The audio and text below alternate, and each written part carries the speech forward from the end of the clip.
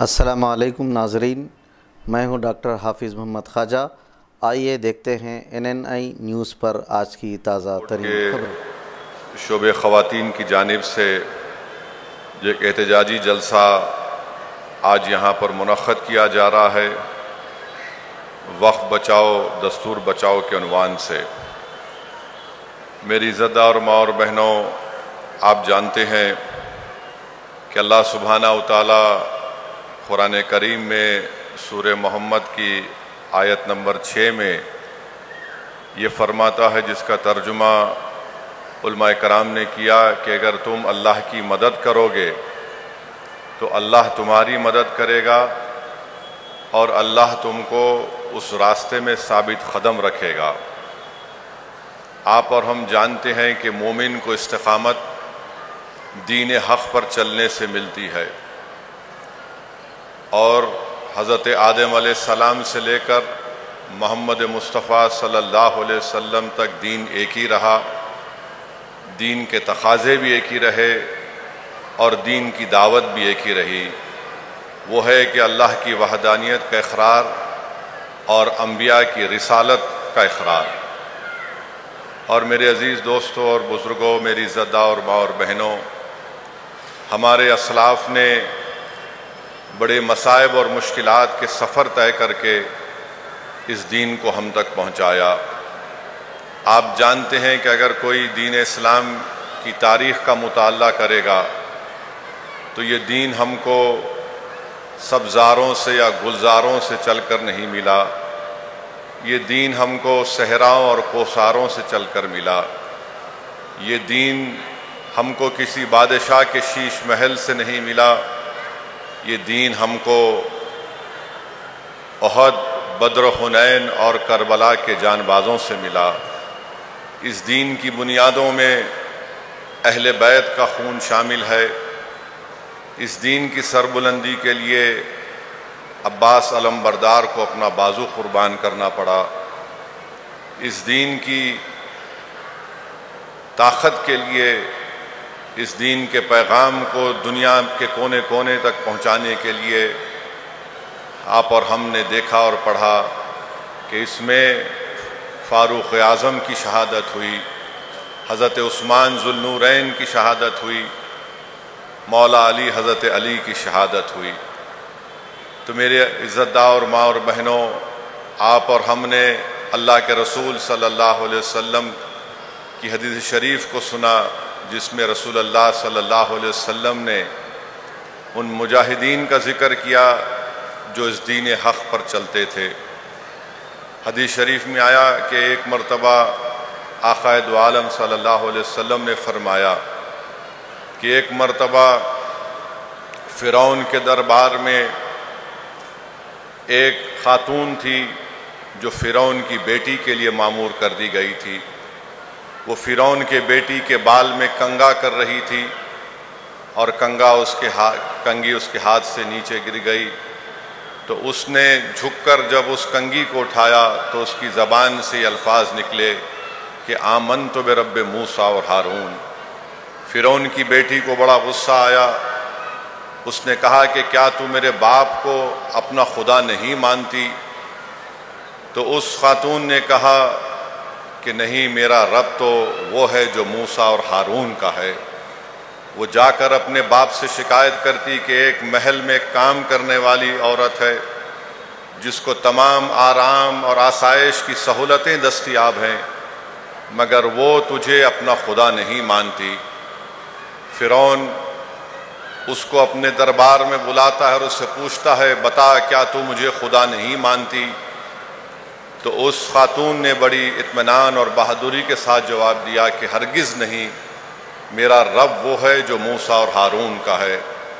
فرعون حکم دیتا ہے کہ اس کو زمین پر لٹا کر اس کے ہاتھ اور پیر میں کیلیں مار دیے جائیں۔ پھر اس سے پوچھتا ہے کہ بتا کہ تیرا خدا کون ہے؟ تو وہ بہادر خاتون کہتی ہے کہ آمنت برب موسیٰ اور ہارون۔ فرعون کے حکم پر اس خاتون کی ایک بیٹی کو لا کر اس کے سینے پر ڈال دیا جاتا ہے، اور فرعون یہ امید کرتا ہے کہ شاید اس کی ممتا جاگ جائے گی، اور وہ مجھے اپنا خدا تسلیم کر لے گئی۔ وہ بہادر خاتون پکار کر کہتی ہے کہ میں اپنی بیٹی کی تڑپتی لاش کو دیکھ سکتی ہوں، مگر میں اللہ کی وحدانیت سے انکار نہیں کر سکتی۔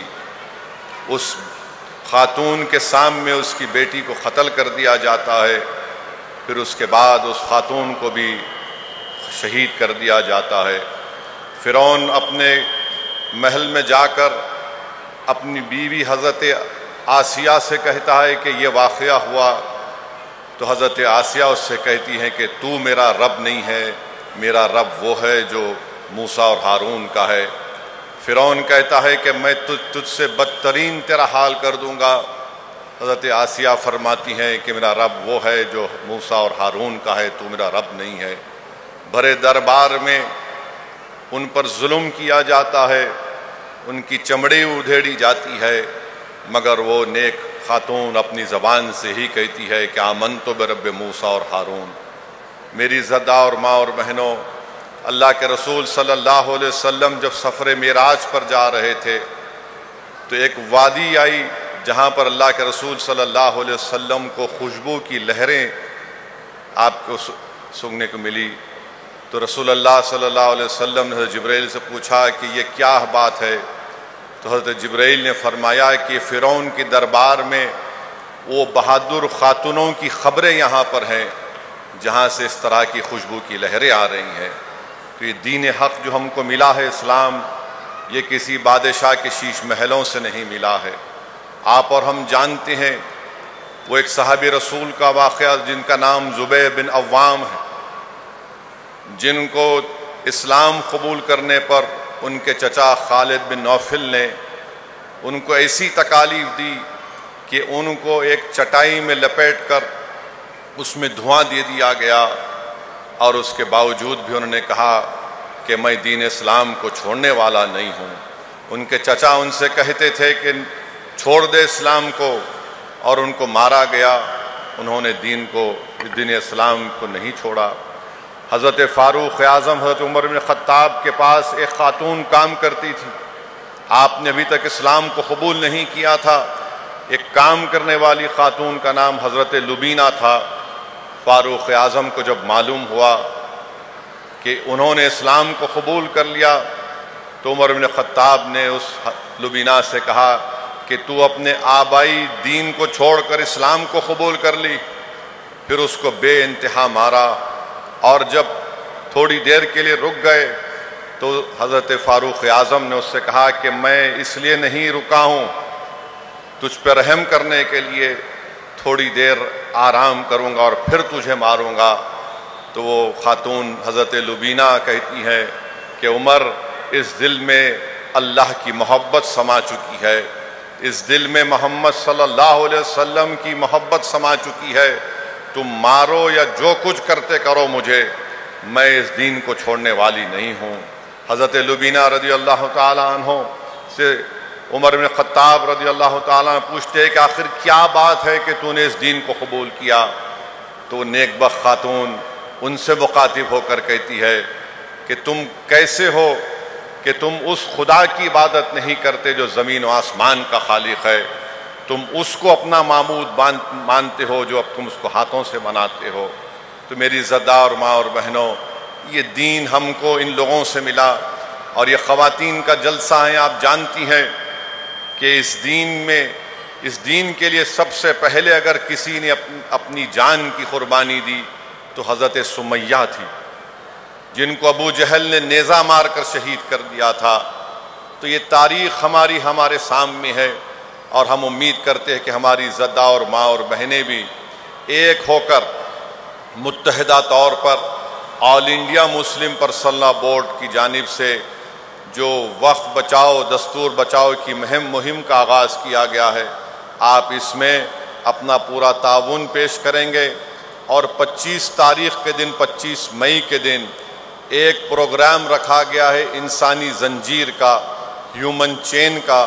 میری آپ تمام سے گزارش ہے کہ آپ لوگ اس میں شرکت کریے، اور جہاں کہیں بھی اگر آپ جو راستہ طے کیا جائے گا کہ کس جگہ پر کھڑے ہو کر ہم کو اس احتجاج کو کامیاب کرنا ہے، اگر آپ اس میں شرکت کر سکیں تو بہت اچھا ہے. اگر یہ نہیں ہو سکتا ہے تو کم سے کم آپ اپنے گھر کے سامنے اپنے افراد خاندان کے ساتھ اپنے والد، اپنے شوہر کو، اپنی بچوں کو لے کر آپ اپنے گھر کے سامنے کھڑے ہو جائیے ہاتھ باندھ کر، تاکہ ہم دلی کی حکومت کو پیغام دے سکیں کہ ہم یہ قانون کو نہیں مانتے. یہ کالا قانون ہے جو بھارت کی آئین کے خلاف ہے، جو بھارت کے آئین کے فنڈامنٹل رائٹس کے خلاف ہے. ہم اپنے وقف بورڈ میں کسی بھی قسم کی مداخلت کو قبول اس لیے نہیں کرتے کیونکہ ہندوستان کے آئین اور دفعہ 26 کے تحت ہر ریلیجیس ڈینومینیشن کو اختیار حاصل ہے کہ وہ اپنے پسند کے ادارے، چیریٹیبل ریلیجیس آرگنائزیشنز کو چلا سکیں. وقف بورڈ ایک خالص ایک مذہبی ادارہ ہے، اس میں کوئی سیکولر کام نہیں ہوتا. یہ بی جے پی کی حکومت جھوٹ کہہ رہی ہے سیکولر کا نام لے کر. یہ ایک پیورلی ریلیجیس انسٹیٹیوشن ہے اور اس کا تعلق راست ہمارے دین سے ہے. اسلام کا 5واں رکن چیریٹی ہے، زکوٰۃ ہے، تو اس کا تعلق اسی سے ہے. قرآن میں بے شمار آیتیں ہیں جو اللہ ہم کو کہہ رہا ہے کہ اپنی دولت کو استعمال کرو. تو میری زدہ اور ماں اور بہنوں، یہ کالا قانون ہے جو ہماری مسجدوں کو، درگاہوں کو، خانقاہوں کو، ہمارے عاشور خانوں کو، امام باڑوں کو ہم سے چھیننے کے لیے بنایا گیا ہے. آپ نے مجھ سے قبل تمام ذمہ دار لوگوں سے ان کے بصیرت افروز خطابات کے ذریعے آپ نے سنا ہوگا کہ یہ قانون کیسا بنایا گیا ہے. اگر کوئی مسلمان آدیواسی ہوگا تو وہ اپنی جائیداد کو وقف نہیں کر سکے گا. وقف بائی یوزر ہے، جس کو سپریم کورٹ نے بابری مسجد کے مقدمے میں وقف بائی یوزر کو سپریم کورٹ نے اپیل کیا. آپ اس فیصلے کے خلاف غلط طریقے سے ایک قانون بناتے ہیں. آپ خواتین ہیں، اس قانون میں یہ بات لکھی گئی کہ اگر کوئی اپنی جائیداد کو وقف الاولاد کرنا چاہتا ہے اور وقف الاولاد کرے گا تو مودی کی حکومت یہ کہہ رہی ہے کہ بیٹی کا حق نہیں مارا جا سکتا. اب آپ خود اندازہ لگائیے کہ اگر کوئی اپنی جائیداد کو اللہ کو اس کا مالک بنا رہا ہے تو کہاں بیٹی کہاں بھائی، کہاں بیٹا کہاں بیٹی کہاں رشتہ دار. مگر یہ حکومت کہتی ہے کہ وقف الاولاد آپ اس وقت تک نہیں کر سکتے جب تک کہ آپ یہ بتا نہ دیں کہ بچوں کا حق نہیں مارا جائے گا. یہ عجیب و غریب بات ہے کہ جائیداد میری ہے ہندوستان کی آئین کی سیکشن 300 کے تحت. یہ قانون ایسا بنا دیا گیا کہ جتنے مساجد ہیں پورے ملک میں آثار قدیمہ کے تحت اگر وہ پروٹیکٹڈ ہیں، اینشینٹ ہیں، تو اس کا مالک وقف نہیں رہے گا، اس کا مالک آثار قدیمہ بن جائے گا. آثار قدیمہ کے ایکٹ یہ کہتا ہے کہ اس جگہ کو جو آثار قدیمہ کے ماتحت ہے اس میں کوئی رد و بدل نہیں کیا جا سکتا اس کی تعمیراتی کام کر کے. ٹائٹل تو وقف بورڈ کے پاس رہے گی، مگر مودی نے کہہ دیا کہ نہیں، ٹائٹل مالک وقف بورڈ نہیں رہے گا، مالک بن جائے گا آثار قدیمہ. بتائیے آپ، یہ ظلم نہیں تو کیا ہے؟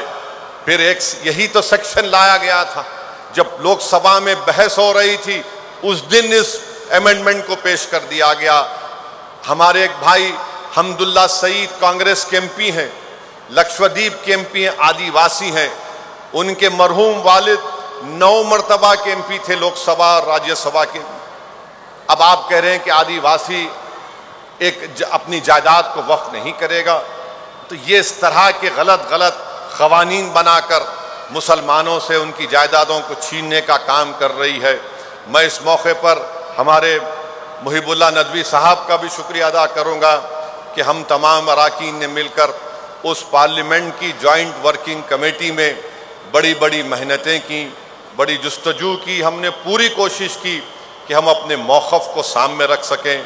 اسی لیے ہم نے اس جوائنٹ ورکنگ کمیٹی کی رپورٹ میں ہم نے اپنے ڈسنٹ رپورٹ کو بھی دیا ہے. میں نے دیا، مولانا محب اللہ ندوی صاحب نے دیا، اور مولانا محب اللہ ندوی صاحب رامپور کے ایم پی بھی ہیں اور پارلیمنٹ کے سامنے جو مسجد ہے اس کے امام بھی ہیں. یہ قانون یہ کہہ رہا ہے کہ پارلیمنٹ کے سامنے کی مسجد وقف کی نہیں رہے گی، گورنمنٹ کی پراپرٹی ہو جائے گی۔ آپ بتائیے، جس مسجد کا امام ایک ایم پی ہو، بحیثیت امام ان کا تقرر دلی وقف بورڈ نے کیا، یہ قانون یہ کہہ رہا ہے کہ ہم اس مسجد کو مسجد نہیں مانیں گے، گورنمنٹ کی پراپرٹی بنا دیں گے۔ کیسے کوئی خاموش بیٹھ سکتا ہے بتائیے آپ؟ یہ حکومت آستھا کی بات کرتی ہے کہ ہماری آستھا مسجد میں نہیں ہے، کہ ہماری آستھا درگاہوں میں نہیں ہے، کہ ہماری آستھا یتیم خانوں میں نہیں ہے جو وقف کر دیے گئے، کہ ہماری آستھا عاشور خانوں میں نہیں ہے، امام باڑوں میں نہیں ہے، عیدگاہ میں نہیں ہے۔ آخر کیوں اس طرح کا قانون بی جے پی حکومت نے بنایا؟ صرف مسلم دشمنی کی بنیاد پر۔ اس قانون سے وقف کی حفاظت نہیں ہوگی، اس قانون سے وقف کی آمدنی میں اضافہ نہیں ہوگا، اس قانون سے قابضین کو نہیں ہٹایا جا سکتا۔ مانے جو 12 سال سے قبضہ کر کے بیٹھا وہ مالک بن جائے گا، اور پورے ملک میں پروپیگنڈا بی جے پی والے کر رہے ہیں ایسا نہیں، سب جھوٹ ہے۔ یہ قانون صرف بنایا گیا مستقبل کو سامنے رکھ کر۔ اگر یہ قانون رہے گا تو یاد رکھیے، آر ایس ایس کے پاس ایک لسٹ ہے جو ان کا ماننا یہ ہے کہ تاریخ کے کسی وقت میں مساجد نہیں تھے، کسی اور کی عبادت گاہ تھی۔ تو صرف ان کو کرنا یہ ہے کہ کلیکٹر کے پاس جا کر ایک درخواست دینا ہے کہ یہ مسجد نہیں ہے، اور کلیکٹر انکوائری آرڈر کرے گا۔ اس کے بعد سے جب تک انکوائری کی رپورٹ مکمل نہیں ہوتی وہ وقف کی جائیداد نہیں رہے گی۔ آپ سن کر کہہ رہے ہوں گے کیا بات کر رہے ہو، انکوائری پہ میں اپنی مسجد کو کھودوں گا؟ جی ہاں، اگر کلیکٹر کے پاس کوئی شکایت کرے گا تو انکوائری پر آپ مسجد کھودیں گے۔ جب تک کہ انکوائری مکمل نہیں ہو جاتی کلیکٹر انکوائری آرڈر کرے گا، آپ انتظار کرتے رہیے۔ کوئی بھی جا کر کمپلین کر دے گا۔ یہ بولتے ہیں پورٹل، ارے پورٹل کیا ہے؟ پورٹل پہ بھی چڑھانے سے پہلے کوئی کمپلین کر دے گا۔ آپ نے ایک سیکشن بنا دیا، اس میں ہمارے داؤدی بورا مسلمانوں کو بدنام کرنے کے لیے داؤدی بورا مسلمانوں نے کہا کہ ہم کو اس قانون کے تحت مت لائیے۔ ہمارے پاس دائل مطلق کا ان کے پاس ایک کنسپٹ ہے، مگر ان کو استعمال کیا گیا۔ کیوں استعمال کیا گیا؟ یہ بات ذہن نشین کر لیجئے کہ مودی کی حکومت نے داؤدی بورا کو اور کھوجاؤں کو اس لیے اس قانون میں لایا، اس کے 2 مقصد تھے۔ ایک مقصد کہ کھوجا مسلمان، ان کا ایک یتیم خانہ وقف تھا جس کو ہندوستان کے سب سے دولت مند آدمی نے وقف کی جائیداد کو 20 کروڑ روپے دے کے خرید لیا۔ آج بمبئی میں سب سے بڑا عالی شان عمارت جو ہمارے ملک کا سب سے دولت مند آدمی ہے، اس نے اپنا گھر بنایا تو یتیم خانے پر بنایا جو وقف کی جائیداد تھی۔ اس کو بچانے کے لیے آپ نے کہا کہ کھوجا بھی ان کا وقف ہوگا۔ کیوں ہوگا؟ کیونکہ انہوں نے ایک وقف ٹرسٹ کے تحت اس کو بیچ دیا تھا، تو اس کی ٹائٹل کو لیگلائز کرانے کے لیے مہاراشٹرا کے 2 سی او لکھ کر دیے کہ یہ وقف کی جائیداد ہے، تو مودی نے قانون کے ذریعے اپنے دوست کو مدد کر رہے ہیں۔ اور یہ جو ہمارے داؤدی بورا کہہ رہے تھے کہ نکالو، ان کا نام لے کے سیکشن 2C لائے اور ان کو ہی وقف بورڈ میں شامل کر لیے۔ تو یہ ان کی شرارت نہیں ہے بلکہ ایک منصوبہ ہے۔ آپ اندازہ نہیں کر سکتے کہ ہم اور محب اللہ صاحب جب اس کمیٹی میں تھے تو کمیٹی کے چیئرمین نے اپنے اختیارات کا اس طرح استعمال کیا کہ ایک ایسی تنظیم کو بلایا کمیٹی کے سامنے، اس کمیٹی کے 3 لوگوں پر ٹیررزم کے مقدمے چل رہے ہیں، بلکہ 2 کو سزا بھی ہوئی۔ اس آرگنائزیشن کے 3 لوگوں کو بم بلاسٹ میں، جو مہاراشٹرا میں بم بلاسٹ کیے تھے، ان کو بلایا گیا۔ آپ بتائیے اس کا کیا تعلق؟ ایسے لوگوں کو بلایا گیا۔ محب اللہ صاحب کو میں پہلی مرتبہ غصے میں دیکھا۔ ریٹائرڈ ہائی کورٹ کے ججز ہیں، ریٹائرڈ لا یونیورسٹی کے وائس چانسلر ہیں، اور جب ہم ان سے پوچھے کہ یہ بتائیے کہ 5 سال مسلمان ہونے کی شرط کا مطلب کیا ہے، جب میں نے یہ ریٹائرڈ وائس چانسلر جو لا یونیورسٹی کے تو ان سے پوچھا کہ بتائیے محترمہ، اگر کوئی 5 سال تک نہیں دے سکتا تو کیا 5 سال تک دوسرے مذہب کو دے سکتا ہے؟ تو محترمہ جو ریٹائرڈ وائس چانسلر ہیں لا یونیورسٹی کے، انہیں کہا ہاں بالکل وہ دے سکتا ہے کسی عبادت گاہ کو۔ میں نے پوچھا پھر مسجد کو نہیں دے سکتا؟ بولے نہیں مسجد کو نہیں 5 سال تک۔